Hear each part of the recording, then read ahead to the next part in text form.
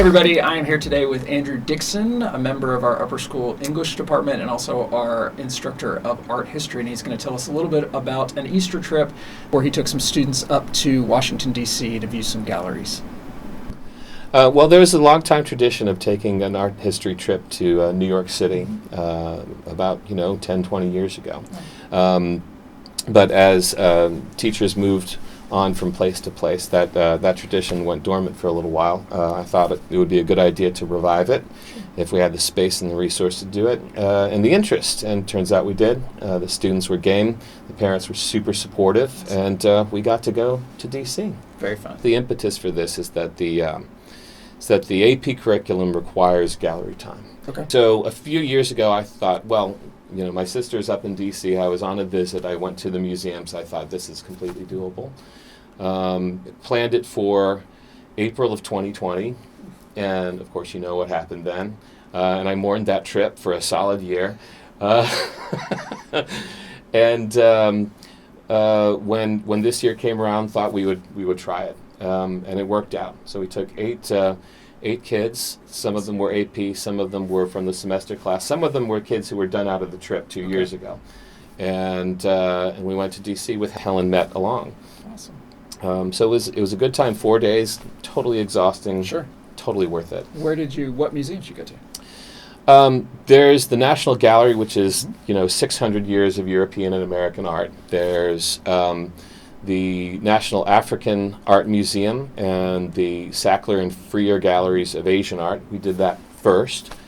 There's also the Hirshhorn Museum of Contemporary Art, had this huge exhibition on Laurie Anderson, who was a performance artist, musician from the 80s and 90s, still doing great work.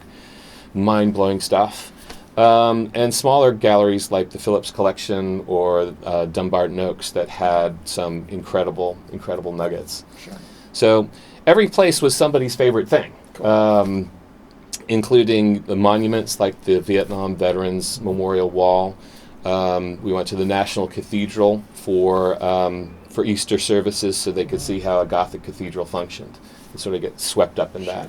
And did some gardens and landscape architecture too, so they could see that artistry, composition applies 3D and environmental too. That's ambitious. Yeah, it was cool. So did you, prior to the trip, one of the challenges whenever you go to one of these big galleries is that eventually you get into this routine of stand, look at the portrait, slide over, look at the next one, and they all sort of start blurring together. Did you talk with students on how to? Yeah. So we, there's 90 galleries in the West Wing. There's only so much time. So we only covered a couple images per gallery and assigned images to the students to present.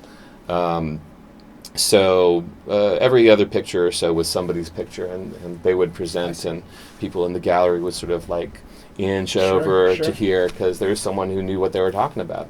And that was great because docents weren't available, guided tours weren't available, times of COVID still.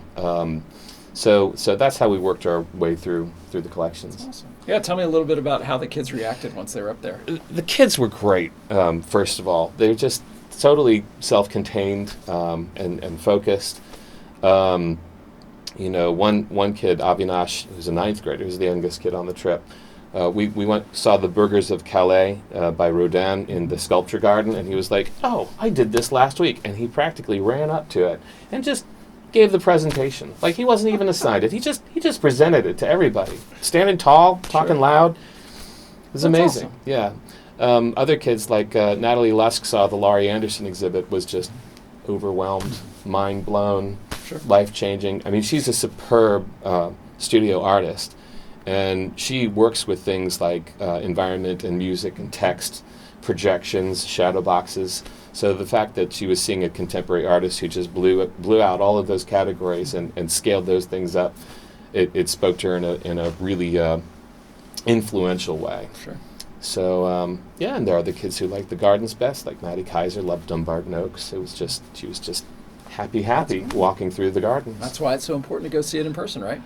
It has to be in person because no work of art was designed to be seen in a textbook or a PowerPoint. And particularly those things that have to do with creating environments and interacting with space.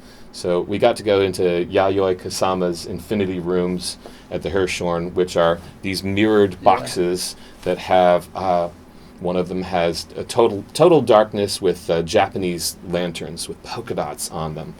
And you see them stretching out into infinity, and the colors change, and it's like kind of spiritual. That's pretty cool. Yeah. So we were really fortunate to catch that. It was going to be on display in 2020.